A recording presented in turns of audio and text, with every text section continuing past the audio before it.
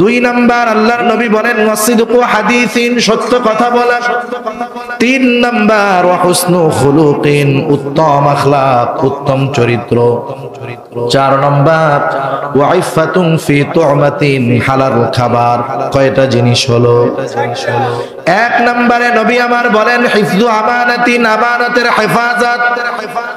আমানতের হেফাজত এটা বড় গুরুত্বপূর্ণ একটি বিষয়, কিন্তু আফসোস আজকের দুনিয়ায় আমরা তো মুমিন, আমরা তো মুসলমান, অথচ চিন্তা করে দেখেন আজকে ক্যারেক্টারগত চারিত্রিক অনেক বিষয় মুমিনের চরিত্র মূলত আমরা ধারণ করতে পারি নাই।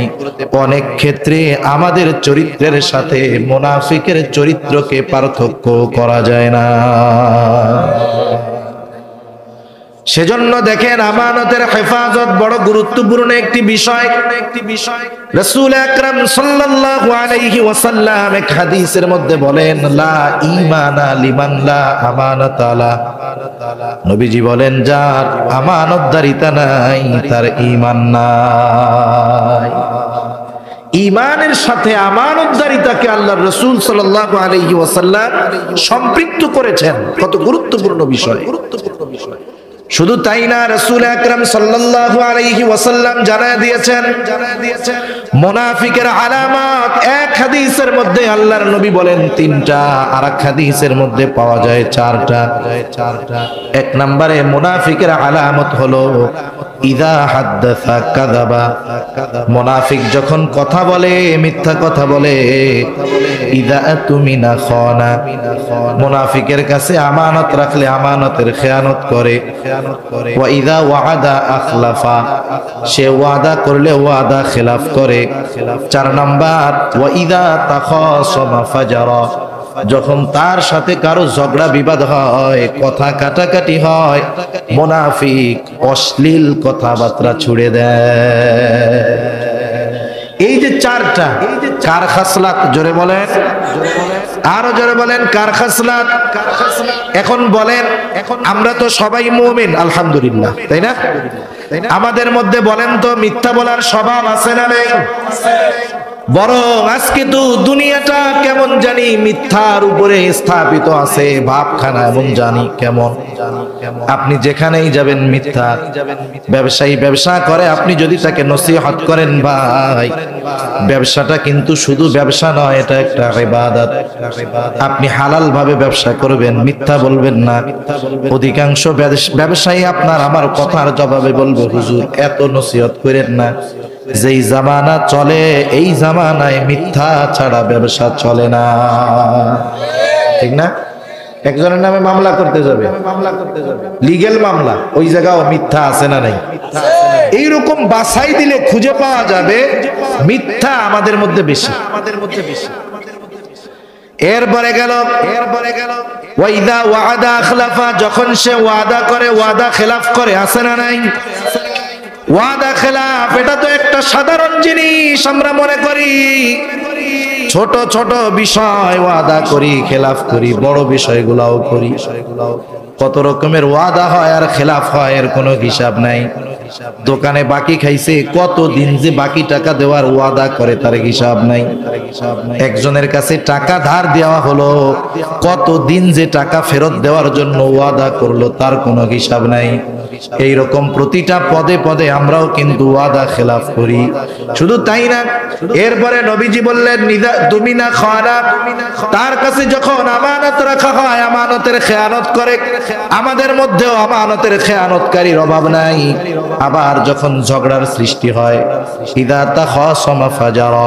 পরস্পর যখন ঝগড়া হয় অশ্লীল কথাবার্তা গালিগালাজ আমাদের মধ্যে আছে না নাই? এই কাজগুলো সব আমরা করি, অথচ দেখেন মুনাফিকের চরিত্র আমাদের মধ্যে ঢুকতে পারার কথা না। দুইটা জিনিস কখনো এক হতে পারে না। মাঝে মধ্যে আপনাদের এই মংলা ওইদিকে হয়, বিভিন্ন তেলের ট্যাঙ্কার বড় বড় জাহাজগুলো আছে না, ফেটে যায়, লিক হয়ে যায়। ওর থেকে যখন তেল বাহির হয়ে পড়ে, ওই তেল পানির নিচে যায় না উপরে থাকে? আমি তো সামনাসামনি দেখি নাই, পত্রিকায় খবরে দেখেছি অনেক মানুষ নৌকা নিয়ে চলে যায়, বালতির মধ্যে করে ওই সমুদ্রের মধ্যে থেকে, সমুদ্রের উপর থেকে তেলগুলা উঠাইয়া নৌকার মধ্যে নিয়ে আসে। কারণ কি? ওই তেল আর পানি কখনো মিশ্রণ হতে পারে না। অনুরূপ ভাবে প্রকৃত মুমিন আর মুনাফিক কখনো একত্র হতে পারে না। মুনাফিকের চরিত্র মুমিনের মধ্যে থাকতে পারে না। কত আফসোসের ব্যাপার। কয়েকদিন আগে একজন একটা গবেষণা করছে, আমেরিকার এক বিশ্ববিদ্যালয়ের প্রফেসর। উনি গবেষণা করছে ইসলাম তো পূর্ণাঙ্গ এক জীবন বিধান। ইসলাম নামাজ, রোজা, হজ, যাকাত এর মধ্যে সীমাবদ্ধ নয়। ইসলাম হলো পরিপূর্ণ এক দিন। ইসলাম হলো পরিপূর্ণ এক দিন, পরিপূর্ণ জীবন ব্যবস্থা। দিন মানে কি? জীবন ব্যবস্থা। তার মানে আমার জন্ম থেকে নিয়ে মৃত্যু পর্যন্ত, আমার জন্ম না, আমার জন্মের আগের থেকে নিয়ে আমার জন্য যা দরকার সেটা পর্যন্ত, সেটা থেকে একবারে মৃত্যু পরবর্তীকালীন পর্যন্ত যা দরকার গোটা জিন্দেগি, ব্যক্তিগত বিষয় বলেন, পারিবারিক বিষয় বলেন, সামাজিক বিষয় বলেন, রাজনৈতিক বিষয় বলেন, রাষ্ট্রীয় বিষয় বলেন, অর্থনৈতিক বিষয় বলেন, প্রত্যেক জায়গায় সমাধান আছে না নাই? প্রত্যেক জায়গায় আছে। ইসলাম পূর্ণাঙ্গ এক জীবন ব্যবস্থা। শুধু তাই না, এই পূর্ণাঙ্গ জীবন ব্যবস্থা আল্লাহর পক্ষ থেকে আমাদের জন্য পূর্ণাঙ্গ এক নেয়ামত। আলহামদুলিল্লাহ। এখন ওই যে টিচার, গবেষক, উনি গবেষণা করা শুরু করছেন যে আল্লাহ তাআলা তো মুসলমানদেরকে একটা জীবন দর্শন দিয়েছে, জীবন গাইড দিয়েছে, একটা হুদাল্লিল মুত্তাকিন। তা মুসলমানেরা সামগ্রিকভাবে তাদের এই জীবন দর্শন, ইসলামী জীবন ব্যবস্থার কতটুকু মানে, উনি এটা গবেষণা শুরু করেছেন। সর্বপ্রথম তিনি মুসলিম বিশ্বের যেই দেশগুলা, সব দেশের মধ্যে সফর করেছেন, খোঁজ খবর নিয়েছেন যারা ইসলামের কত অংশ মানে। উনি আফসোসের সাথে বলেন, মুসলিম দেশগুলার মধ্যে গিয়ে আমি শুধু ইসলামের ওই বিষয়গুলাই তাদেরকে মানতে দেখলাম, তা হলো নামাজ, রোজা, হজ, যাকাত সহ এরকম ইবাদত গুলা। কিন্তু ইসলাম তো শুধু ইবাদতের মধ্যেই সীমাবদ্ধ আমাদের রাখে নাই। মুআমালাত, মুআশারাত, রাষ্ট্র পরিচালনা সব কিছু ইসলামের মধ্যে আছে। এবার তিনি আরেকটা জিনিস শুরু করলেন, অমুসলিম দেশগুলার মধ্যে তিনি খোঁজ নিলেন যে তারা ইসলামী দর্শন কতটুকু অনুসরণ করে, ফলো করে। এই দুই গবেষণার পর তিনি ফলাফল যা পেলেন আশ্চর্যজনক। পরিপূর্ণ ইসলামের অধিকাংশ আইন বাস্তবায়ন করে যেই দেশ, সেই দেশের নাম হলো নিউজিল্যান্ড। এক নম্বরে নিউজিল্যান্ড। সৌদি আরবের মতো দেশ 17 নম্বরে নাই, 17 নম্বরের পরে মনে হয়। প্রথম 10টা দেশের মধ্যে একটা দেশও ইসলামিক কান্ট্রি নাই। অমুসলিম দেশগুলা শুধু নামাজ, রোজা, হজ, যাকাত, ইবাদত সম্পর্কিত বিষয়গুলা করে না, আর অন্যান্য যে বিষয়গুলা সামাজিক বলেন, রাজনৈতিক বলেন, অর্থনৈতিক বলেন, এগুলা তারা ইসলামের আলোকে অধিকাংশ বিষয় পরিচালিত করে। সুবহানাল্লাহ। এখন চিন্তা করে দেখেন আমরা কত দূর ইসলাম থেকে। যাই হোক, আল্লাহর নবী জানায় দিলেন মুনাফিকের আলামত 4টির মধ্যে অন্যতম হলো আমানতের খেয়ানত করা। আবার নবীজি জানায় দিলেন যার আমানতদারিতা নাই তার মধ্যে ঈমান নাই। এখন আমানতদারিতা বলতে আমরা কি বুঝি? আমরা বুঝি যে আমার কাছে একজন টাকা রেখেছে, সম্পদ রেখেছে, আমি যথাসময়ে যথাযথভাবে তার টাকা, তার সম্পদ তাকে ফিরাইয়া দিলাম। এই কাজটা আমরা যারা করি আর যারা করে, আমি যদি নিজে করি নিজেকে বড় আমানতদার মনে করি, আর এই ধরনের কাজ যদি অন্য কেউ করে তাকেও আমরা বড় আমানতদার মনে করি। করি না? একজনের কাছে টাকা পয়সা আপনি ঠিক মতো রাখছেন, যথাসময়ে আপনার টাকা যথাযথভাবে ফেরত দিল, আপনি কি বলবেন? লোকটা বড় আমানতদার। কিন্তু আমানত কি লেনদেনের সাথেই শেষ? না। আমানত তো ব্যাপক এক জিনিস, সবগুলা বলার মতো সুযোগ নাই, সময় নাই। আমার যেই কয়েকটা জেহেনের মধ্যে আসে আমি বলবো ইনশাআল্লাহ। এক নাম্বার বিষয় হলো আমানতদারিতা শুধু লেনদেনের ক্ষেত্রে নয়, কথার ক্ষেত্রেও আমানত আছে না নাই? একজন একজনের কাছে গোপন কথা বলল, এটাও আমানত। শুধু তাই না, আমার আপনার নবী জানায় দেন, ইদা হাদ্দাসার রাজুলু সুম্মা ইলতাফাতা ফাহিয়া আমানাতুন। অনেক সময় আমাদের এরকম হয়, আমার কাছে, আপনার কাছে, আপনাদের কাছে একজন কথা বলতেছে আর ডানে বামে তাকাইতেছে, হয় কি হয় না? বিশ্বনবী বলেন, যখন কোন ব্যক্তি কথা বলে আর ডানে বামে তাকায়, ওই কথাটা সে যার কাছে বলল, এই কথাটা তার কাছে আমানত হয়ে গেল। ডানে বামে তাকাইয়া যে কথাই বলবে, ডানে বামে কেন তাকায়? দেখে যে কেউ আসে নাকি, কেউ দেখে নাকি, কেউ শুনে নাকি, ঠিক না? এরপরে আমার আপনার কাছে যে কথাটা বলবে, সেই কথাটা কি বলেন? আমানত। কিন্তু আমাদের সমস্যা কোথায়? কোন আল্লাহর বান্দা যদি আমার কাছে বলে, হুজুর এই কথাটা হুজুর আপনারে বললাম, আর কাউরে বলি নাই হুজুর, আপনি কেউরে বললেন না। আমাদের বাঙালি স্বভাব বলতেছি, তখন কি হবে জানেন?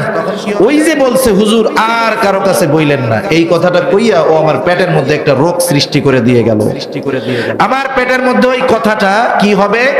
যেমন বদহজম হলে পেটের মধ্যে অটোমেটিক মারামারি শুরু হয়ে যায়, পুটপুট করে, ঠিক না? যখন আমাদেরকে বলে যে আপনি এই কথাটা আর কাউরে বললেন না, তখন ওই কথা আমি যতক্ষণ আর একজনের কাছে না বলতে পারি, আমার পেটের মধ্যে পুটপুট শুরু হয়ে যায়। এসা কি করে? এইবার যে দোস্ত ভালো, ওর কাছে কয়, দোস্ত জানোস, ও তো আমার এই কথাটা বললো, আমি কিন্তু শুধু তোরে বলতেছি, তুই আর কাউরে বলবি না। এই যে নিজের রোগ আর একজনের মধ্যে দিয়ে দিল। এবার ওরও পেটের মধ্যে শুরু হয়ে গেছে গ্যাঞ্জাম।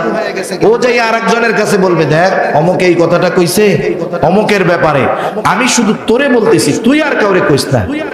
এইভাবে একজন আর একজনের কাছে বলে, আর কি বলে যে তুমি কাউরে বইলো না, তুমি কাউরে বইলো না। এইরকম বলতে বলতে এক সময় দেখা যায় সবার কাছে খবর পৌঁছে গেছে, ঠিক কিনা বলেন? ঠিক কিনা বলেন? সেজন্য খবরদার, আমরা কথার আমানত রক্ষা করব। সম্পদের আমানত রক্ষা করা যেমন দায়িত্ব, কথার আমানত রক্ষা করাও অনুরূপ ভাবে দায়িত্ব। কেউ যদি আমার কাছে কোনো গোপন কথা বলে, এই গোপন কথাটা জানার পর আমি তার এই দুর্বলতাকে ব্যবহার করব না। অনেক সময় হয় দুই বন্ধুর সাথে ভালো সম্পর্ক, ভালো খাতির, আর এক বন্ধুকে নিজের ব্যক্তিগত জীবনের অনেক কথা বলছে। একটা সময় দেখা গেল দুইজনের মধ্যে বন্ধুত্ব শেষ, দুইজনের মধ্যে খাতির শেষ হয়ে গেছে। এবার কি করে বলেন তো? এ বলে, শোনে বেশি কথা বলবি না, তোর গোপন কথা কিন্তু আমি জানি। এরকম হুমকি দেয় না যে বেশি কথা কইলে কিন্তু কইয়া দিমু, আমি কিন্তু জানি। এই ধরনের ব্ল্যাকমেইল করে। খবরদার, এই ধরনের কাজ আমরা করব না। কারণ আমি যদি এক মুমিনের দোষ ত্রুটি হজম করতে পারি, গোপন করতে পারি, আমার আপনার দোষ ত্রুটি কিয়ামতের দিন গোপন করবে কে? আমরা তো কত খারাপ, আমরা যে কত খারাপ। একজন মানুষ ভালো, আল্লাহর কাছে তাওবা করে ভালো হয়েছে, আরে তাওবা করছে, অতীতে তো গুনাহ করছে এই জন্য, ঠিক না? আমরা অনেক সময় এমনটা করি, একজন মানুষ ভালো হয়ে গেছে কিন্তু তার অতীতে অনেক গুনাহ ছিল, আল্লাহর কাছে তাওবা করেছে, হয়তো আল্লাহ তাআলা তার তাওবাটা কবুল করে নিয়েছে, কিন্তু অনেক সময় তার এই ভালো কাজটা আমাদের কাছে ভালো লাগে না। আমরা অনেক সময় বলি, দেখ এখন হুজুর হইলে কি হবে, একটা সময় এই কাম করছে, ওই কাম করছে, ওই কাম করছে, আছে না নাই? এক্সাম্পল, উদাহরণ, মনে করেন আমার ব্যাপারে আপনার ভালো ধারণা, আপনি আমার ব্যাপারে জানেন না, ভালো অবস্থায় আমারে দেখতেছেন, কিন্তু আমার অতীতটা মনে করেন খারাপ ছিল। উদাহরণটা আমি আমারে দিয়ে দিচ্ছি আর কি। অতীতটা খারাপ ছিল, আমি গুনাহ করেছি, আমি তাওবা করেছি, আল্লাহ তাআলা আমাকে হেদায়েতের পথে আনছেন। এখন আমার পরিচিত একজন মানুষ, আপনি আমার পরিচিত একজন মানুষের কাছে বলতেছেন, ভাই লোকটা ভালো, কিন্তু সে কি করলো?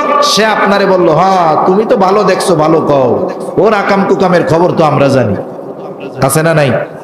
এই ধরনের কাজ আমাদের সমাজে অনেক হয়। একজন দাওয়াত ও তাবলীগে গিয়ে ভালো হয়েছে, অতীতে খারাপ ছিল, যখন একজন মানুষ তাকে ভালো বলে, আরেকজন যে তার অতীতের দোষ ত্রুটি জানে, এইটাকে সামনে আইনা বলে, আরে ভালো হইলে কি হবে, আগে তো এরকম চোর চেঁচড়া বাটপার ছিল, বলে কি বলে না? খবরদার, আমরা যদি এরকম কোন ভালো মানুষের দোষ জানি, আমরা এটাকে গোপন করব, কারণ তাহলে কিয়ামতের দিন আমার দোষ ত্রুটি গোপন করবে কে? সেজন্য আমানত কথার মধ্যেও আছে, আমানত আছে দায়িত্বের মধ্যে আমানত।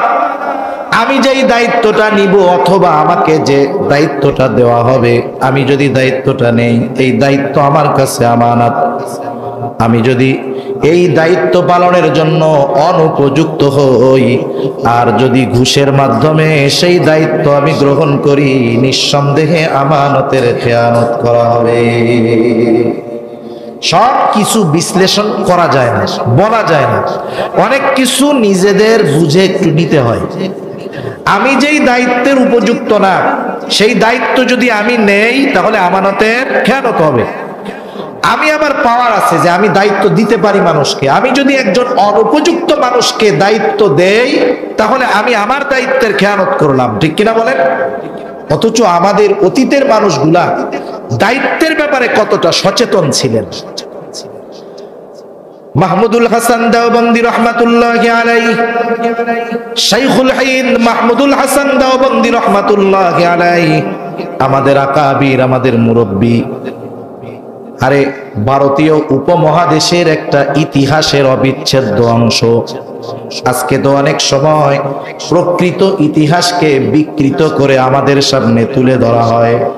যদি প্রকৃত ইতিহাস আমাদের সামনে আসে, ইংরেজদেরকে ভারত থেকে তাড়ানোর জন্য সবচাইতে বেশি অবদান খুঁজে পাওয়া যাবে এই টুপি দাড়িওয়ালাদের। আজকে যে এই উপমহাদেশে বসে বাংলায় কথা বলতেছি, মাদ্রাসা মসজিদ দ্বীনের উপরে চলার সুযোগ হচ্ছে, এর সবচাইতে বড় অবদান উলামায়ে কেরামের, ঠিক কিনা বলেন? কিন্তু ইতিহাস আমাদের সামনে বিকৃত করে তুলে ধরা হয়। আজকে ভারতীয়রা যে শান্তির সাথে দেশে আছে, এর অবদান এই দাড়ি টুপিওয়ালাদের। ইংরেজ খেদাও আন্দোলনের ইতিহাস যদি পাঠ করা হয়, পাতায় পাতায় শাইখুল হিন্দের নাম থাকবে। কিন্তু আফসোস, শাইখুল হিন্দ রহমাতুল্লাহি আলাইহি বৃদ্ধ হয়ে গেছেন, ওনার পরিবারের সদস্য সংখ্যা বেড়ে গেছে, খরচটাও বেড়ে গেছে। বেতন হলো 10 টাকা তৎকালীন সময়ের। অন্যান্য যারা আছে বিষয়টা খেয়াল করলো যে শাইখুল হিন্দ হযরতের পরিবারের খরচ বেড়ে গেছে, কিন্তু বেতন তো 10 টাকাই। ওনার কিছু ওজিফা বেতন বাড়ানোর দরকার। মজলিসে শুরার মিটিং হলো, সবাই একমত যে অবশ্যই অবশ্যই শাইখুল হিন্দের বেতন ওজিফা বাড়ানোর দরকার। কতটুকু বাড়ানো হবে? এক ঠেলায় 50%। তার মানে বেতন ছিল তৎকালীন সময়ের 10 টাকা, হয়ে গেল 15 টাকা। শাইখুল হিন্দের অজান্তেই হযরতের বেতনটা বাড়ানো হয়ে গেল। এইবার মাস শেষে যখন ওনার হাতে ওজিফা পৌঁছানো হলো, হযরত খুলে দেখেন 15 টাকা। আমরা হইলে কি চিন্তা করতাম? যার বেতন 20,000, পকেটের মধ্যে যদি 30,000 প্যাকেটে আসে, মনে মনে বলবে আমি তো আর চাই নাই, আমারে দিছে, যা এমনি আসে ওইটা হালাল। নিজে নিজে একটা ফতোয়া বানায় নিতাম না, যা আপসে আতা হয় হালাল হতা হয়, খা খা। অথচ শাইখুল হিন্দ রহমাতুল্লাহি আলাইহি কি করলেন? উনি 5 টাকা নিয়ে অফিসে চলে গেলেন, যা বলতেছে আমার ওজিফা 10 টাকা, ভুলে মনে হয় 5 টাকা বেশি আসছে। অফিস থেকে বলা হলো না হযরত, না ভুলে হয় নাই। শুরা সদস্যরা সবাই একমত, আপনার বেতন 5 টাকা বাড়ানো হয়েছে। শাইখুল হিন্দ রহমাতুল্লাহি আলাইহি বলতেছেন, শোনো, আমি তো এখন বুড়া হয়ে গেছি, বয়স হয়ে গেছে, আমি আগের মতো আমার দায়িত্ব পালন করতে পারি না। তোমরা তো আমার বেতন বাড়ায় দিলা, আর আমার তো মন চায় আমি যদি পারতাম আমার এই 10 টাকা থেকে আরো 5টা টাকা আমার এই অযোগ্যতা বা দুর্বলতার কারণে আমি ফেরত দিয়ে দিতাম। একটা সময় আমার শক্তি ছিল, সামর্থ্য ছিল, আমার যেই দায়িত্ব তোমরা দিয়েছ সেই দায়িত্ব আমি যথাযথ পালন করতে পারতাম। স্বাভাবিক, মানুষ যখন বয়োবৃদ্ধ হয়ে যায়, যৌবনকালে তার যতটুকু শক্তি থাকে, সামর্থ্য থাকে, মেধা থাকে, পরিশ্রম করতে পারে, সে বার্ধক্যে যখন উপনীত হয় তার অপারগতা, অক্ষমতার কারণে, বার্ধক্যের কারণে ইচ্ছা থাকলেও পারে না। শাইখুল হিন্দ রহমাতুল্লাহি আলাইহি বলতেছেন, আমি তো বার্ধক্যে পৌঁছায় গেছি, আমি তো আগের মতো দায়িত্ব পালন করতে পারি না, আমার তো মন চায় আমি আরো 5টা টাকা যদি ফেরত দিতে পারতাম ভালো হইতো। সুবহানাল্লাহ। দায়িত্বের ব্যাপারে তারা কতটা সচেতন। আমরা তো অনেক সময় মনে করি দায়িত্বের অবহেলা শুধু মনে হয় উপর মহলের মানুষগুলা করে, নিচের মানুষগুলা করে না। বিষয়টা এমন না। একজন কৃষকও সে কিন্তু তার দায়িত্বের আমানতের খেয়ানত করে। যেমন কৃষককে যখন আপনি আপনার জমির কাজের জন্য নিয়োগ দেন, একদিনের কৃষক হিসাবে তাকে নেন, তার সাথে আপনার একটা চুক্তি থাকে যে সকাল 6টা থেকে নিয়ে দুপুর 1টা পর্যন্ত আপনার জমিনে কাজ করবে, বিনিময়ে পাবে 500 টাকা, ঠিক না? এই যে সে দায়িত্বটা নিল, এই সময়টা এখন তার নাই, সময় কার? যিনি 500 টাকা দিবেন তার। এখন যদি তাকে এই সময় থেকে ব্যক্তিগত কাজে কোনো সময় ব্যয় করতে হয়, অবশ্যই ওই লোকটাকে বলতে হবে, ভাই আমি 6টা থেকে 1টা পর্যন্ত আপনার জমিতে কাজ করব, কিন্তু এর মধ্যে 1 ঘন্টা সময়ের বিরতি দিতে হবে। 1 ঘন্টার মধ্যে আমার খাবার আছে, একটু বিশ্রাম আছে, আমি এই 1 ঘন্টা সময় আমার জন্য নিব। এই সহ মোট দিবেন 500 টাকা, কোনো অসুবিধা নেই। কিন্তু কথার মধ্যে যদি এমন থাকে 6টা থেকে 1টা পর্যন্ত কাজ করব 500 টাকা, এখন এই 6টা থেকে 5টা এই 7 ঘন্টা সময়ের 1টা মিনিটও যদি ওই লোকটা নিজের কাজে ব্যয় করে, অবশ্যই তার দায়িত্ব এবং সময়ের আমানতের খেয়ানত করা হবে। আবার আমাদের দেশের মানুষ কি করে, গ্রাম অঞ্চলে আছে এরকম। এখন অধিকাংশ জায়গায় দেখি স্কয়ার ফিট মেপে কাজ দিয়ে দেয়। মাটি কাটার ক্ষেত্রে স্কয়ার ফিট, বিল্ডিং করার ক্ষেত্রে স্কয়ার ফিট। কারণ কি? লাভটা কি? বলে হুজুর ওদেরকে যদি কামলা হিসাবে নিয়োগ দেই, দৈনিক হিসাবে নিয়োগ দেই, ও কন্ট্রাক্ট দিলে একদিনে যেই কাজ করে, আমি যদি ওকে দৈনিক হিসাবে নিয়োগ দেই 5 দিনেও সেই কাজ করবে না। ওর বালু আর সিমেন্ট পানি দিয়া গুলাইতে লাগবে 3 ঘন্টা। ও সারাদিন শেষে দেখা যাবে ইট গাচ্ছে 50টা মতো। ফাঁকি দেয়। সেজন্য এই কাজের ফাঁকি নিম্ন স্তরের মানুষও দেয় কি দেয় না? এই সময়কে ফাঁকি দেয়। ওই যে গৃহকর্তা যে তাকে কাজের জন্য নিল, তার চোখের অন্তরালে তাকে ফাঁকি দেয়। সে হয়তো তাকে ফাঁকি দিতে পারলো, কিন্তু আল্লাহ তাআলাকে ফাঁকি দেওয়ার সুযোগ আছে নাকি? আমাদের অতীতের আরেক মুরব্বীর কথা শোনাই, সময়ের ব্যাপারে তারা কত সতর্ক ছিলেন। একজন মুরব্বীর নাম ছিল মাজহার নানুতুবি রহমাতুল্লাহি আলাইহি। মাজহার নানুতুবি রহমাতুল্লাহি আলাইহি উনি মাস শেষে ওনার ক্লাসের সময় হিসাব করে উনি বেতন নিতেন। একদিন ওনার ক্লাসের সময় একজন লোক খুব গুরুত্বপূর্ণ কাজ নিয়ে ওনার কাছে আসলেন। 10টা মিনিট সময়, ক্লাসের সময় তার সাথে কথা বললেন। মাস শেষে যখন তার হাতে তার ওজিফা দেওয়া হলো, উনি সময় হিসাব করে 10 মিনিটের ওজিফা মাদ্রাসা কর্তৃপক্ষকে ফেরত দিয়ে দিলেন। জিজ্ঞাসা করে কি ব্যাপার হযরত, ফেরত দিলেন কেন? উনি বললেন, শোনেন, অমুক দিন অমুক সময় ওই ক্লাসের 10টা মিনিট সময় আমি আমার নিজের কাজে ব্যয় করেছি। যেহেতু এই সময়টা আমি মাদ্রাসাকে দিতে পারি নাই, এই সময়ের ওজিফা আমি নিব না, ফেরত দিয়ে দিচ্ছি। সেজন্য সময়টাও আমানত। আবার আমরা অনেক সময় বিভিন্ন অফিসে চাকরি করি, অফিসের আসবাব যদি ব্যক্তিগত কাজে ব্যবহার করার অনুমতি না থাকে, তাহলেও কিন্তু আমানতের খেয়ানত হবে। অফিসের টেলিফোন হোক, মোবাইল হোক, কলম হোক, কাগজ হোক, যদি ব্যক্তিগত কাজে ব্যবহারের অনুমতি না থাকে, অবশ্যই এই ব্যবহার আমানতের খেয়ানত হয়ে যাবে। শুধু তাই না, রাষ্ট্রের দায়িত্ব সম্পদ আমানত। রাষ্ট্রের দায়িত্ব সম্পদ আমানত। এই জামানায় তো আমরা দায়িত্ব নিতে চাই, আমরা সবাই দায়িত্ব নিতে চাই, কিন্তু আমাদের অতীতের মানুষেরা দায়িত্ব নিতে চাইতো না। হযরতে আবু যর গিফারি রাদিয়াল্লাহু তাআলা আনহু সম্পর্কে বর্ণিত আছে, ওনাকে রাষ্ট্রের একটা গুরুত্বপূর্ণ দায়িত্ব দেওয়া হবে। উনি যখন শুনছেন যে রাষ্ট্রের দায়িত্ব ওনার দেওয়া হবে, উনি লোকালয় ছেড়ে নির্জনে চলে গেছেন, আর ফিরেন নাই। আর আমাদের কি হয়, আমরা দায়িত্ব আগ্রহের সাথে নিতে চাই, এটা কিন্তু ভালো বিষয় নয়। আমি যদি দায়িত্ব পালন করার যোগ্য হই, অযোগ্য যদি সবাই থাকে সেক্ষেত্রে ভিন্ন জিনিস, কিন্তু আমরা তো এখন দায়িত্ব নিতে চাই। অতীতের মানুষগুলা দায়িত্ব নেওয়াটাকে ভয় পাইতো, কারণ দায়িত্ব আমানত। আবার রাষ্ট্রের দায়িত্ব আরো বড় আমানত, কারণ রাষ্ট্রের কোন সম্পদ যদি নষ্ট করা হয়, একজনেরটা নষ্ট করা হয় না, গোটা রাষ্ট্রের মানুষের সম্পদটাকে নষ্ট করা হয়। যেমন মনে করেন বাইতুল মাল, বাইতুল মালে রাষ্ট্রীয় কোষাগার যেটাকে বলে, ওই জায়গায় যেই সম্পদ আছে ওই সম্পদের হক যেই দেশের রাষ্ট্রীয় কোষাগার ওই দেশের সব মানুষের, ঠিক না? এখন ওই রাষ্ট্রীয় সম্পদের একটা টাকা কেউ যদি উল্টাপাল্টা করে, চুরি করে, কেউ যদি ওই একটা টাকা অপচয় করে, তাহলে বলেন তো একজনের হক নষ্ট হবে না রাষ্ট্রের সব মানুষের হক নষ্ট হবে? চিন্তা করছেন? জটিল এক জিনিস। এজন্য ওনারা দায়িত্ব নিতে চাইতেন না। কত সতর্ক ছিল তারা। হযরত আবু বকর সিদ্দিক রাদিয়াল্লাহু তাআলা আনহু রাসূল আকরাম সাল্লাল্লাহু আলাইহি ওয়াসাল্লামের ওফাতের পর সর্বপ্রথম মুসলমানদের খলিফা নিযুক্ত হলেন হযরত আবু বকর সিদ্দিক রাদিয়াল্লাহু তাআলা আনহু। খেলাফতের প্রথম দিকে উনি খেলাফতের দায়িত্ব পালন করতেন, সাথে সাথে পরিবার পরিজনের জীবিকা নির্বাহের জন্য তিনি ব্যবসার কাজও করতেন। খলিফাতুল মুসলিমিন ব্যবসায় চলে যাইতেন।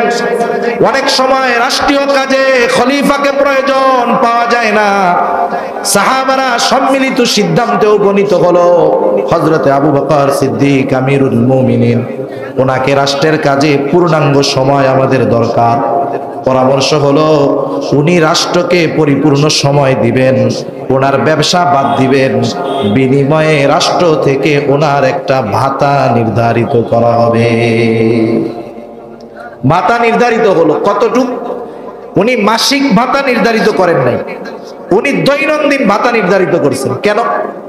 হতে পারে যে উনি এক মাসের ভাতা নিছেন, কিন্তু মাসের শুরুতে উনি মারা গেছেন, তাইলে এই যে মাসের বাকি যে কয়দিন থাকলো, এই কয়দিনের দায়িত্ব পালন ছাড়া ভাতা নেওয়া হয়ে গেল।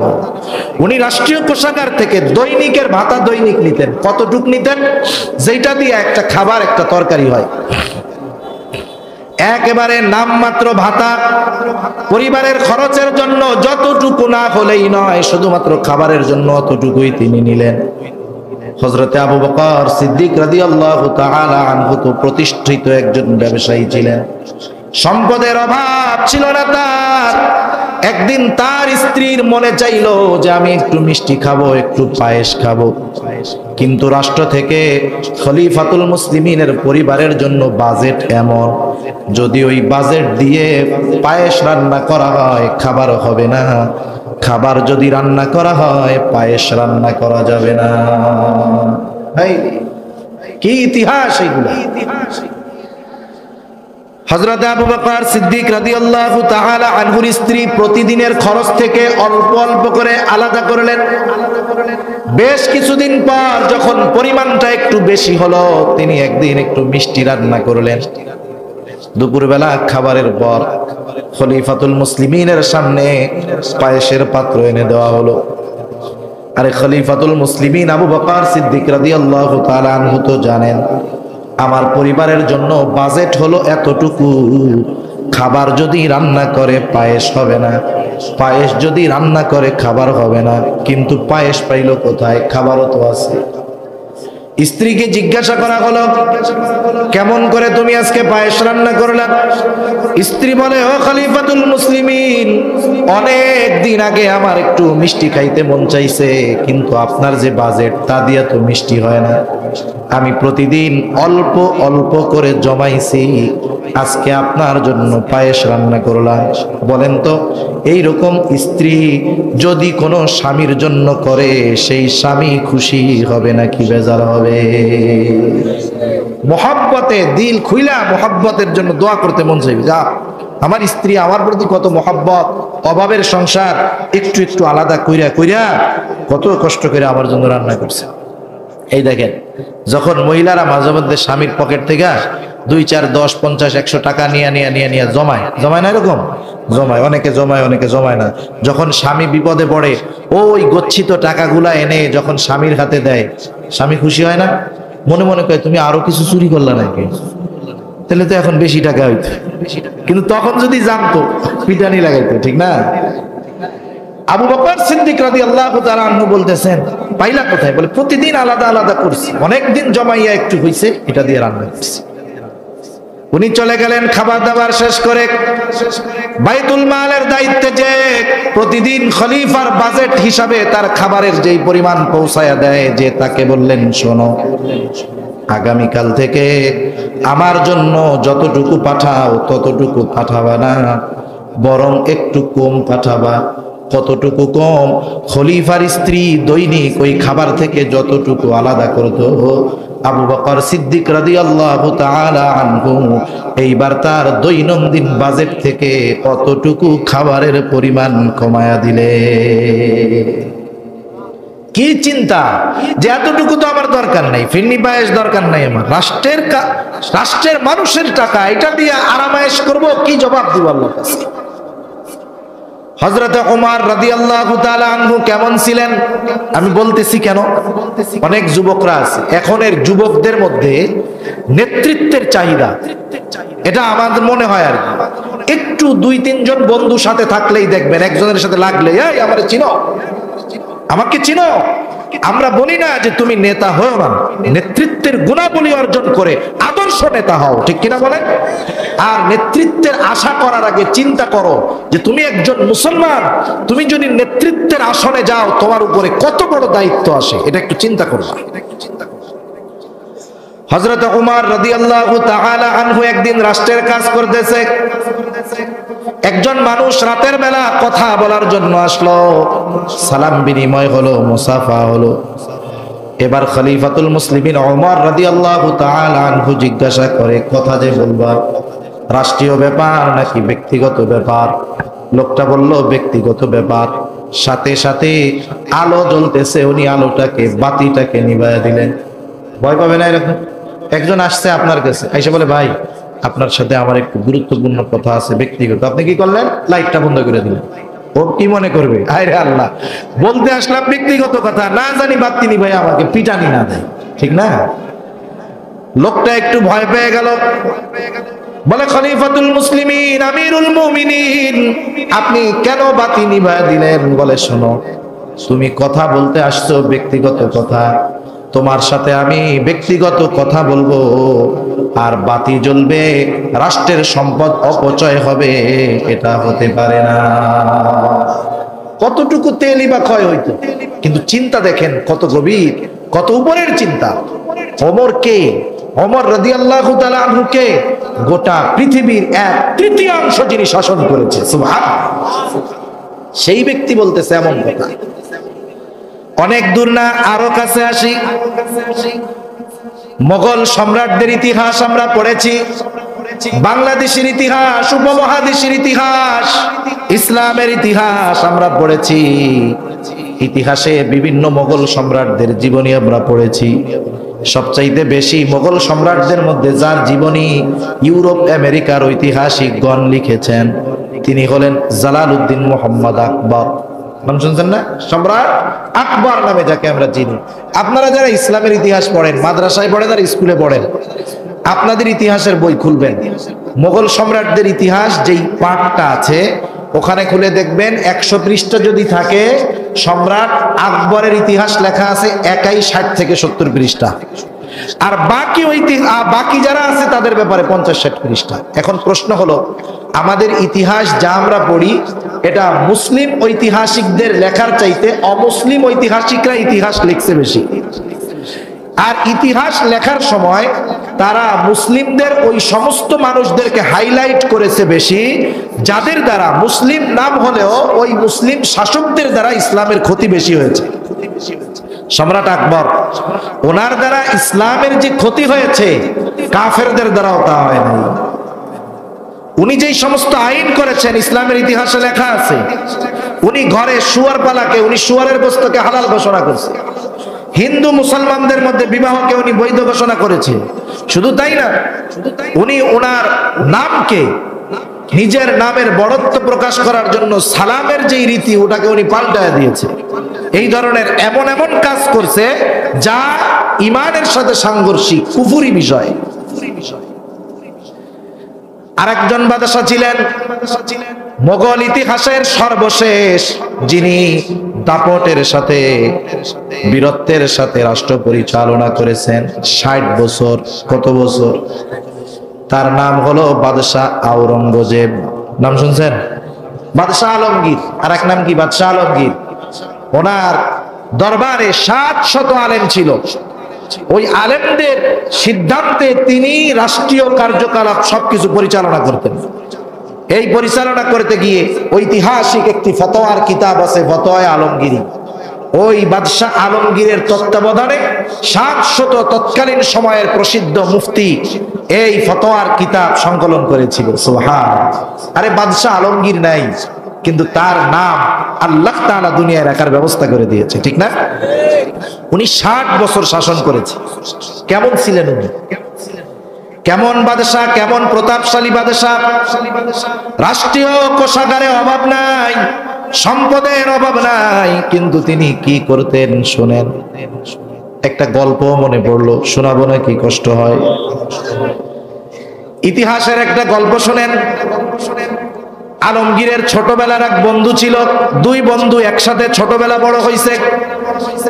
যাই হোক, ইতিহাস বলে মোগল সম্রাট আলমগীরের হওয়ার কথা ছিল না, ছিল তার বড় ভাইয়ের। কিন্তু ইতিহাস প্রতিনিয়ত রং পাল্টায়, কখন যে কি হয় বলা যায় না।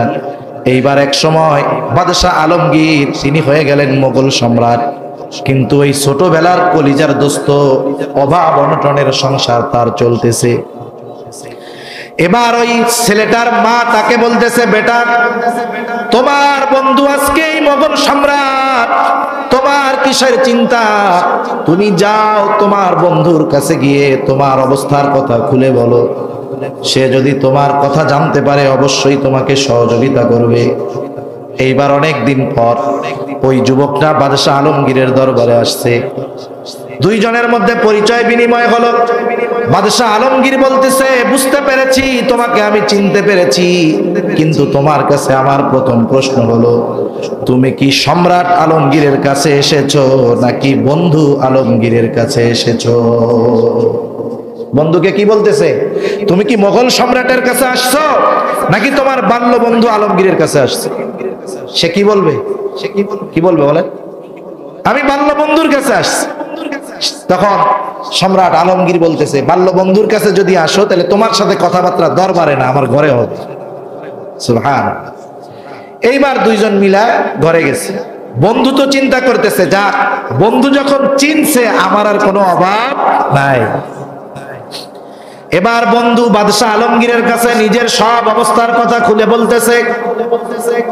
সব অবস্থার কথা খুলে বলার পর বাদশাহ আলমগীর বলতেছে, শোনো, যেহেতু তুমি বাদশাহ আলমগীরের কাছে এসেছো, তুমি তোমার অর্থনৈতিক অবস্থার কথা যেমন বর্ণনা করেছো, তোমার বন্ধু আলমগীরের অর্থনৈতিক অবস্থা তোমার চেয়ে বেশি ভালো নয়। কথা বুঝতে পারছেন? সে যদি বলতো আমি বাদশাহ আলমগীরের কাছে আসছি, সে একজন গরিব হিসাবে রাষ্ট্রীয় কোষাগার থেকে তাকে যাকাত দিয়ে দিত, সম্পদ দিয়ে দিত, কিন্তু আসতে কার কাছে? বন্ধুর কাছে। যাই হোক, কিছু দিয়া বিদায় করে দিছে। এই বাদশাহ আলমগীর ফকির ছিল নাকি? কিন্তু কেন এমন জীবন ওনার? ইতিহাস খুলে দেখেন, ভারতীয় উপমহাদেশের এমন একজন শাসক, তিনি রাষ্ট্র পরিচালনা করতেন ঠিক, রাষ্ট্রীয় কোষাগারে অভাব ছিল না, ইশারা দিলেই হয়ে যাইত। কিন্তু এই মহান ব্যক্তিটা তার জীবন জীবিকা নির্বাহ করতেন নিজের হাতে টুপি সেলাই করে। টুপি সেলাই করে নিজের পরিবারের খরচ চালাইতেন। আরেকটা কাজ উনি জানতেন, উনি সুন্দর হাতের লেখা ছিল। আগে তো ছাপাখানা ছিল না, উনি কোরআনের কপি করতেন। ওই কপি বাজারে বিক্রয় হতো, হাদিয়া যা পাইতেন এটা দিয়ে ওনার সংসার চলত। সুবহানাল্লাহ। ওনার সম্পর্কিত কবিতাও ছিল এক সময়, আমরাও স্কুলে পাই নাই, আমাদের আগের ওনারা পাইছেন। শিক্ষাগুরু একটা কবিতা ছিল না? শিক্ষাগুরু একটা কবিতা ছিল, এখনো নাই মনে হয় স্কুলে। সর্বশেষ, সত্যি তুমি মহান, আজ থেকে চির উন্নত হলো শিক্ষাগুরুর শির, সত্যি তুমি মহান উদার বাদশাহ আলমগীর। আহা, ওই সময় গল্পটা কই? এখন তো অনেক তরুণ প্রজন্মের লোকেরা জানে না, এখন ভার্সিটির সবচাইতে পাওয়ারফুল কে? স্যার রে, যে ভালো মতো পিটাইতে পারে। ঠিক কিনা বলেন? যে পিটাইতে পারে সে বড় নেতা। কিন্তু কেমন অবস্থা ছিল, একদিন বাদশাহ আলমগীরের ছেলের শিক্ষক পড়াইতেছে। আদব কাকে বলে? পড়ায়। একদিন অজু করবে ওস্তাদ অজু করবে, ছেলেরে দিয়ে পানি ঢালাইছে বাদশার ছেলেকে। বাদশাহ দেখছে, দুজনের মধ্যে চোখাচোখি হয়ে গেছে যে বাদশার ছেলে ওস্তাদের পানি ঢালতেছে অজু করা, আর বাদশাহ আলমগীর দেখে ফেলছে। ওস্তাদ কি মনে করছে? আজকে গর্দানটাই গেছে, কাম শেষ। দরবারে ডাকা হইছে, বাদশার দরবারে গিয়ে তো থরথর করে কাঁপতেছে। শিক্ষক ভয় পেয়ে গেছে, আর বাদশাহ বলতেছে যে আপনি পানি কেন ঢালাইছেন? আপনি তো তাকে দিয়ে আপনার পা ধোয়া হয়ে যাচ্ছে। আর এখন কি হয় জানেন? আমার বাপও মাদ্রাসায় যাইয়া বলছে যে হুজুর বডি দিয়া গেলাম, লাশটা আমার, বাকি আপনার। আর এখন কি বলে অধিকাংশ জায়গায়? হুজুর সাবধান, কলিজার টুকরা, যা হয় তা হোক, খুব মানুষ করছি কষ্ট কইরা, জীবনে কোনোদিন ধমকও দেয় নাই, হুজুর সাবধান। আবার বলে কি, হুজুর মানুষের মতো মানুষ কিন্তু বানায়া দিতে হবে, কিছু কইতে পারবেন না। সম্ভব?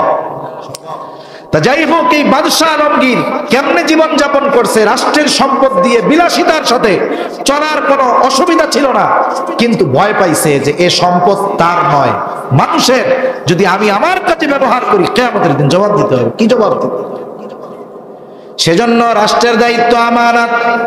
একজন মেম্বারও কিন্তু বড় দায়িত্বপূর্ণ একটা জায়গায় আছে, চেয়ারম্যান আছে, এমপি সাহেব আছে, প্রত্যেকেই কিন্তু গুরুত্বপূর্ণ দায়িত্বে আছে। আমরা দোয়া করি এই ধরনের দায়িত্বে যারা আছে, আল্লাহ রব্বুল আলামিন তাদের দায়িত্ব যথাযথভাবে পালন করার তৌফিক দিন। করতে পারে তাইলে তার জন্য সুখবর আছে না নাই? কারণ সে যদি তার এলাকায় ন্যায় প্রতিষ্ঠা করতে পারে, ওই হাসরের দিন যখন কোথাও কোনো ছায়া থাকবে না, ওই আরশের ছায়ায় সর্বপ্রথম সে স্থান পেয়ে যাবে। সুবহানাল্লাহ। সেজন্য রাষ্ট্রের দায়িত্ব আমানত। এই যে শরীয়ত, কোরআন, সুন্নাহ, এটা আমাদের কাছে আমানত। আল্লাহ রাব্বুল আলামিন বলেন, ইন্না আরাদনাল আমানাতা আলাস সামাওয়াতি ওয়াল আরদি والجبال فأبين أن يحملنها وأشفقن منها وحملها الإنسان। আল্লাহ রাব্বুল আলামিন বলেন, ইন্না আরাদনাল আমানাতা, আমি এই আমানতকে পেশ করলাম। ইন্না আরাদনাল আমানাতা আলাস সামাওয়াতি ওয়াল আরদি ওয়াল জিবাল, আমি আসমানের কাছে আমানত পেশ করলাম, জমিনের কাছে পেশ করলাম, পাহাড়ের কাছে পেশ করলাম। কিন্তু আসমান, জমিন, পাহাড় এই আমানত গ্রহণ করলো না, ভীত হয়ে গেল, শঙ্কিত হয়ে গেল। আল্লাহ তাআলা বলেন, ওয়া হামালাল ইনসান, মানুষ এই আমানত গ্রহণ করলো। মুফাসসিরিনে কেরাম বলেন এই আমানত কি? কোন মুফাসসির বলেন এই আমানত হলো কোরআন। এই আমানত হলো এই জীবন ব্যবস্থা, দ্বীন, এই শরীয়ত। সুতরাং আমরা যারা দ্বীনের উপরে পরিপূর্ণ চলি না, যারা চলি না, চলার চেষ্টা করি না, আমরা শুধু গোনাই করতেছি না, আমানতের খেয়ানত করতেছি। ঠিক কিনা বলেন? সেজন্য প্রত্যেক জায়গায় আমার আপনার আমানতদারিতা ঠিক রাখতে হবে। রাসূল আকরাম সাল্লাল্লাহু আলাইহি ওয়াসাল্লাম কত বড় আমানতদার ছিলেন। আল্লাহর নবীর কাছে তার দুশমন কাফেররাও আমানত রাখতো নিশ্চিন্ত মনে, কারণ তারা জানে যদিও আমরা মুহাম্মাদের সাথে দুশমনি করি, কিন্তু পশ্চিম কালেও মুহাম্মদ আমাদের আমানতের খেয়ানত করবে না। যখন হিজরতের রাতে রাসূল আকরাম সাল্লাল্লাহু আলাইহি ওয়াসাল্লাম মক্কা থেকে মদিনার দিকে রওনা হলেন, আল্লাহর নবী নিজের বিছানায় হযরতে আলী রাদিয়াল্লাহু তাআলা আনহুকে রেখে গেলেন। রেখে যাওয়ার অন্যতম কারণ হলো মক্কার কিছু মানুষের আমানত আল্লাহর নবীর কাছে গচ্ছিত ছিল। আল্লাহর নবী হযরতে আলী রাদিয়াল্লাহু তাআলা আনহুকে সবার বিষয়গুলো বুঝায়া দিয়া যাতে করে এই কথা কেউ না বলতে পারে যে মুহাম্মদ আমাদের আমানতের খেয়ানত করেছে, হিজরত করে পালায় চলে গেছে মদিনায়, যাতে করে এই ধরনের কথাও কেউ না বলতে পারে। এজন্য হযরত আলী রাদিয়াল্লাহু তাআলা আনহুকে দায়িত্ব দিয়ে এরপরে তিনি হিজরত শুরু করেছে। এজন্য আমার আপনার নবীর বিরোধিতা করেছে কাফেররা ঠিক, কিন্তু আমার আপনার নবীর চরিত্রের ব্যাপারে ন্যূনতম কোনো অভিযোগ কাফের দাঁড় করাতে পারে না। আমরা হলাম সেই আমানতদার নবীর উম্মত। এজন্য আমানত রক্ষার জন্য যদি জীবন দিতে হয় আমরা তৈরি আছি, ঠিক কিনা বলেন? 2 নাম্বার, আল্লাহর নবী বলেন মুসিদকু হাদিসিন, সত্য কথা বলা। সত্য বলা এটা কিন্তু অনেক জটিল এক জিনিস, কারণ মিথ্যা বলা হলো মুনাফিকের আলামত। আর আপনি আমি যদি একটা মিথ্যাকে প্রতিষ্ঠিত করতে চাই, 100 নয়, 1000 নয়, লাখো মিথ্যা দিয়ে একটা মিথ্যাকে প্রতিষ্ঠিত করা যায় না। একটা সময় সত্য ঠিকই দাঁড়ায় যায়, সত্য প্রতিষ্ঠিত হয়েই যায়। সেজন্য আমরা সর্বদা সত্য কথা বলবো। নবীজি বলেন ইন্নাস সিদকা ইয়াহদি ইলাল বির ওয়া ইন্নাল বিররা ইয়াহদি ইলাল জান্নাহ। নবীজি বলেন নিশ্চয়ই সত্য মানুষকে কল্যাণের পথ দেখায়, আর কল্যাণ মানুষকে জান্নাতের পথ দেখায়। ওয়া ইন্নাল কিযবা ইয়াহদি ইলাশ শার ওয়া ইন্নাশ শাররা ইয়াহদি ইলান নার। আর মিথ্যা মানুষকে মন্দের পথ দেখায়, আর মন্দ মানুষকে জাহান্নামের পথ দেখায়। নাউযুবিল্লাহ। আমরা মিথ্যা কথা বলবো না। মিথ্যা বড় জঘন্য, সকল গুনাহের মা হলো মিথ্যা। আমরা মিথ্যা বলবো না। অনেক সময় আমরা ইচ্ছায় অনিচ্ছায় না বুঝে মিথ্যা বলি। মনে করেন এখান থেকে সুকনগর কত দূর? হ্যাঁ, 1 কিলো 1.5 কিলো না? একজন আছে এই জায়গায় চাকুন্দিয়া, নাকি চাকুন্দিয়া, সে গলা কই আছে, ওই দিক থেকে একজন ফোন দিছে, বলে এই তো আমি চলে চুকনগর আছে, চুকনগর আছে। এখন ও যদি আল্লাহ না করুক এই জায়গায় অ্যাক্সিডেন্ট করে মরে, আর ওই দোস্ত লাশ আইসা দেখতে কি রে আমার দোস্তর মরার কথা হইলো চুকনগর, কিন্তু চাকুন্দিয়া মরলো কেমনে? তার মানে মরার আগেও আমার লাগে কি কইছে? মিথ্যা কথা বলছে। আমি ওই পর্যন্ত যেতে পারবো কিনা এর কোনো নিশ্চয়তা নাই। সেজন্য এই ফোনে এই কথাগুলা মানুষ ইচ্ছা করে বলে না, না বুঝে অনিচ্ছাই মিথ্যা কথা বলে ফেলে। অনেক সময় ব্যবসা করে ব্যবসায়ী না বুঝে মিথ্যা কথা বলে। সে না বুঝে বলে, ইচ্ছায় বলে, এমনটা নয়। অনেক সময় আপনি আমি যখন দোকানে কোনো কিছু ক্রয় করতে যাই, দোকানদার পরিচিত বলে আল্লাহর কসম ভাই এই জিনিসটা আমার 80 টাকা দিয়ে কেনা, 5 টাকা লাভ দেন 85। এখানে মিথ্যা হওয়ার কারণ কি? কারণ প্রত্যেকটা দোকানদার, প্রত্যেকটা ব্যবসায়ী তার পণ্যের সাথে আলাদা কিছু খরচ যোগ করে। যেমন তার দোকান ভাড়া, কারেন্ট বিল, তার একটা পারিশ্রমিক আছে না? সে জিনিসটা কোম্পানির থেকে কিনছে 60 টাকা দিয়ে, 60, আর 10 টাকা বা 20 টাকা আনুষঙ্গিক খরচ সে যোগ করছে। কিন্তু ও যখন বলল আল্লাহর কসম 80 টাকা দিয়ে কিনছি, ও কি 80 দিয়ে কিনছে? 60 দিয়ে কিনছে। ও কি বলবে? ও বলবে যে ভাই এই জিনিসটার পেছনে আমার 80 টাকার মতো খরচ আছে, আপনি আরো 5 টাকা লাভ দেন, অসুবিধা নেই, হয়ে গেছে। কিন্তু ওর হিসাবে না বুঝে মিথ্যা বলতেছে। এই জন্য আমরাও এগুলা পরিহার করব। আবার শুধু মিথ্যা বড়রা বলি তা নয়, আমরা অনেক সময় ছোটদের সাথেও মিথ্যা কথা বলি না? ছোটদের সাথে মিথ্যা কথা বলি। অনেক সময় দেখা যায় 3-4 বছরের বাচ্চা একটা গ্লাস ভেঙে ফেলছে, প্লেট ভেঙে ফেলছে, মা বাচ্চার উপরে রাগ হয়ে গেল। মার সাথে সন্তানের সাথে আল্লাহ তাআলা এমন একটা সম্পর্ক দিয়ে দিয়েছে যে মায়ের চোখের ভাষাটাও সন্তান বুঝতে পারে।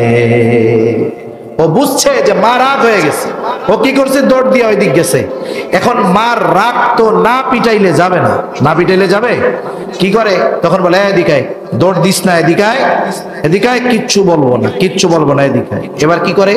ছোট বাচ্চা মার কথা বিশ্বাস করে মার কাছে আসে, সুন্দর মতো মা ভাতের খাবাসি দিয়া আরাম মতো পিঠায়। এরকম করে না? সবার পরিবারে করে, সবার সাথে কম বেশি মা বাপ করছে, আমাদের সাথেও করছে, আল্লাহ মাফ করুক। এইটা কি হলো? 1 দিন 2 দিন 3 দিন, এক সময় ওই বাচ্চা বুঝবে আমার মা মিথ্যা বলতেছে। আমার বাপ মিথ্যা বলতেছে, ও আর ডাক দিলে যাবে না, বলবে না না তুমি গেলে পিটানি দিবে। এখন ক্ষতিটা কি হলো? রাসূল আকরাম সাল্লাল্লাহু আলাইহি ওয়াসাল্লাম বলেন, শিশুকালের শিক্ষা হলো পাথরে খোদাই করার মতো। মাঝে মধ্যে পত্রিকার মধ্যে আসে, দেখবেন 10,000 বছর 15,000 বছর আগের শিলালিপি পাওয়া গেছে, পাথরের মধ্যে খোদাই করে লেখা। শিশুকালের শিক্ষাটা ওই রকম। শিশুকালে যেই মানুষের উপরে যার যেমন ধারণা তৈরি হয়, ওই বাচ্চার তাদের উপরে বড় হওয়ার পর অনুরূপ ধারণাই থাকে। সেজন্য এই মিথ্যা কথা বলে আমি আমার বাচ্চাদের আমার প্রতি অবিশ্বাসী বানায় ফেলতেছি, ও ভবিষ্যতে আমার আর বিশ্বাস করবে না। সেজন্য ছোটদের সাথেও মিথ্যা কথা বলা যাবে না। রাসূলুল্লাহ সাল্লাল্লাহু আলাইহি ওয়াসাল্লামের কাছে একদিন একজন মহিলা আসছেন। মহিলার সাথে ছোট একটা বাচ্চা, বাচ্চাটা একটু দূরে চলে গেল। এইবার ওই মহিলা হাতের মুষ্টি পাকায়া বাচ্চাকে বলতেছে, এদিকে এসো মজা দিব। বাচ্চাটা কাছে আসলো, মহিলা এবার মুষ্টি খুলে তার হাতের মধ্যে একটা খেজুর দিয়ে দিল। আল্লাহর নবী বিষয়টা খেয়াল করতেছে। আল্লাহর নবী বললেন, শোনো, তুমি যদি এই বাচ্চার হাতে কিছু না দিতা, নিঃসন্দেহে তুমি একজন মিথ্যাবাদী হিসাবে গণ্য হয়ে যেতা। চিন্তা করছেন? সেজন্য ধোঁকা মিথ্যা কাউকে দেওয়া যাবে না। আমরা ব্যবসার ক্ষেত্রেও ধোঁকা দিব না, কারণ যারা ধোঁকা দেয় এরাও মিথ্যাবাদী, যারা ধোঁকা দেয় তারাও মিথ্যাবাদী। আল্লাহর নবী বাজারে ঢুকছেন, আরে আল্লাহ, উপরে কত সুন্দর ফসল, হাত ঢুকাই দিয়েছে ভিতরে। এখন ভিতরে হাত ঢুকাই দিয়ে দেখে ভিজা। ভিজা ফসল কম হবে, ওজন বেশি হবে, ঠিক না? ভিজা ফসল কম হবে, ওজন বেশি হবে, উপর দিয়ে শুকনা। এমনটা করছো কেন? নবীজি বলেন, মান গাশশানা ফালাইসা মিন্না, যে আমাদেরকে ধোঁকা দেয় সে আমার উম্মত হতে পারে না। সেজন্য আমরা ধোঁকা দিব না, মিথ্যা কথা বলবো না। আইরে আমাদের হাদিস যে আমরা পড়ি, মুহাদ্দিসিনে কেরাম হাদিস গ্রহণ করার ক্ষেত্রে এতটা সতর্কতা অবলম্বন করেছে, কোন মানুষ যদি একটা গৃহপালিত জন্তুকেও ধোঁকা দিয়েছে তার হাদিস গ্রহণ করে না। 1 মাসের পথ হাইটা গেছে, একজনের কাছ থেকে একটা হাদিস শুনবে, 1 মাসের পথ হেঁটে গেছে, বিমানে না। আবার এরকম পাকা রাস্তাও না, মরুভূমি, পাহাড়, বন, জঙ্গল, নদী পাড়ি দিয়া 1 মাসের পথ পাড়ি দিয়া গেছে একটা হাদিসের জন্য। যার কাছে গেছে বাড়িওয়ালা কই বলে, ও যে উঠে খাবার দেয়। এখন উনি খেয়াল করতেছে উনি কি করে। উঠ গেছে ছুটে, উঠ ছুটে যাওয়ার পর কি করলো, এবার উনি উঠকে কাছে আনবে কেমনি, উঠের সাথে তো দৌড়ে পারবে না। উনি খালি খাবারের পাত্র বাড়ি দিচ্ছে, এটা একটা ইশারা যে তোর জন্য এই জায়গায় খাবার আছে। যেমন বিড়াল যখন আমরা ডাকি দূরে, বিড়াল দূরে থাকলে দেখবেন বলবে, এরকম বললে কিছু না দেন, এই আওয়াজে বিড়াল চলে আসে না, কাছে আসে। এখন ওই প্রাণীটা আসছে, উনি বাইদা ফেলছে। এবার উনি বলতেছেন, হায় রে, আমি কার কাছ থেকে হাদিস শুনতে আসছি, যে একটা অবলা প্রাণীরে ধোঁকা দেয় সে আমারও ধোঁকা দিতে পারে। আবার চলে আসছে। সেজন্য আমরা কখনো মিথ্যা বলবো না, ধোঁকা দিব না।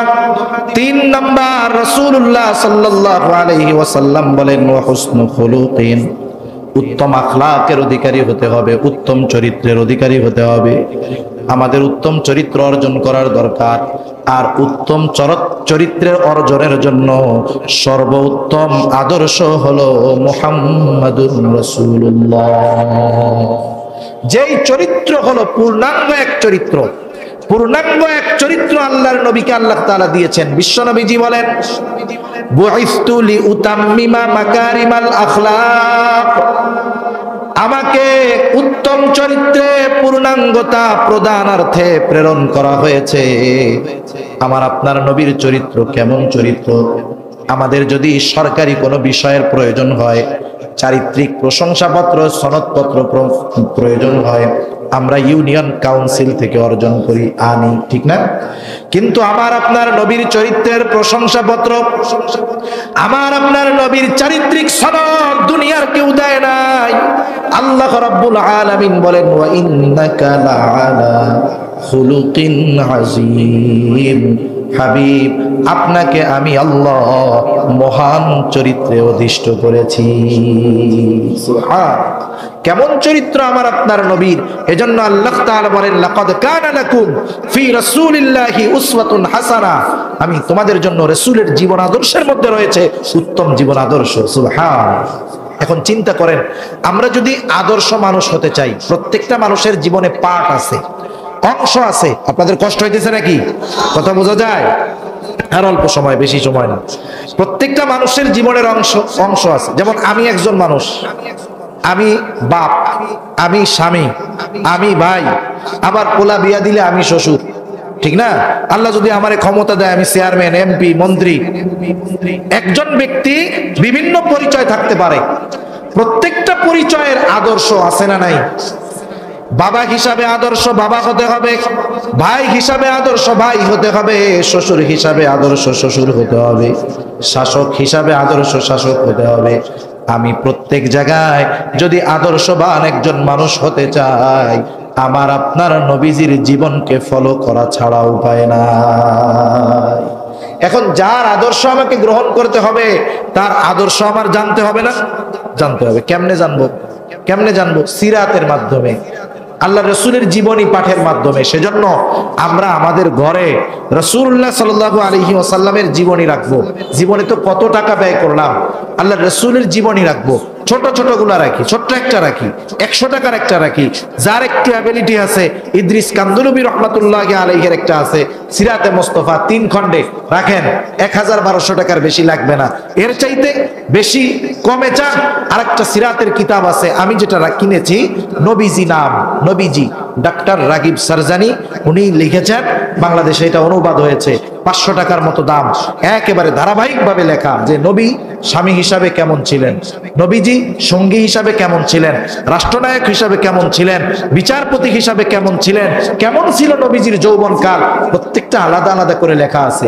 আমি যদি প্রত্যেকটা পড়ি আর ওই বিষয়গুলো আমার মধ্যে আনতে পারি, আমি একজন আদর্শ মানুষ হব। ঠিক কিনা বলেন? উত্তম চরিত্রওয়ালা মানুষ হব। উত্তম চরিত্রের কত দাম জানেন?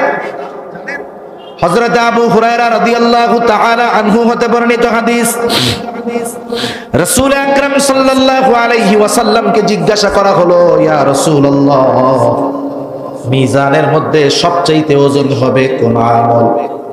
আমল কত বড় এটা দেখা হবে না, আমলের দেখা হবে ওজন। নবীজি নামাজের কথা বলেন নাই, রোজার কথা বলেন নাই, হজের কথা বলেন নাই, যাকাতের কথা বলেন নাই। আমার আপনার নবী বললেন, শোনো, মিজানের মধ্যে সবচাইতে ওজন হবে যে আমল, সেটার নাম হলো উত্তম চরিত্র। সেটার নাম কি? উত্তম চরিত্র। আল্লাহ রাসূলের উত্তম চরিত্র, আখলাক নিয়ে বর্ণনা করতে গেলে রাতের পর রাত শেষ। একটা আখলাক আমরা ধরবো, একটা চরিত্র ধরবো। কয়টা? একটা আমল করব। আল্লাহ রাসূল বলছে, মাল্লাম ইয়ারহাম সগীরানা ওয়া লাম ইউক্কির কাবীরানা ফালাইসা মিন্না। আল্লাহ নবী বলেছেন যে বড়কে সম্মান করে না, ছোটকে স্নেহ করে না, সে আমার উম্মত না।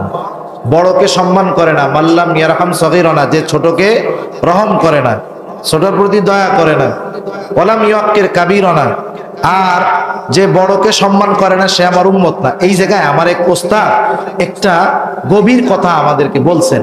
দেখেন, আল্লাহ নবী প্রথমে কি বলছে? মাল্লাম ইয়ারহাম সগীরানা।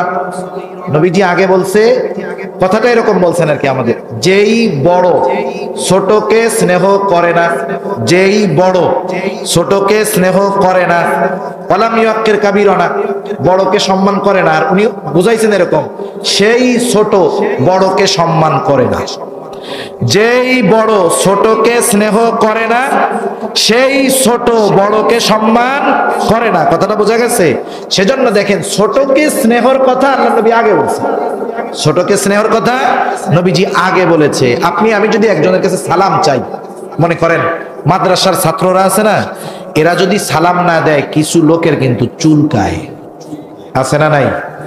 এমন চুলকানি হয়, হুজুরের কাছে আইসা বলে, হুজুর কাগো পিছনে ডালতেছে, সব টিপি আদর, এমন ভাবে আইসা বলে ও মনে হয় মার্ডার করে ফেলছে। হুজুর তো ভয় পেয়ে আছে, আল্লাহ কি হয়েছে? হুজুর আপনার ছাত্রর সাথে দেখা হইলো, সালাম দেয় নাই, হুজুর একটু ঠান্ডা হয়েছে।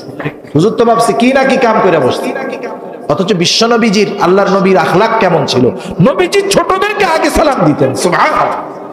আপনি তার কাছে সালাম আশা করেন বিদায় তো দেয় নাই, এই বিচার দিচ্ছেন, ঠিক না?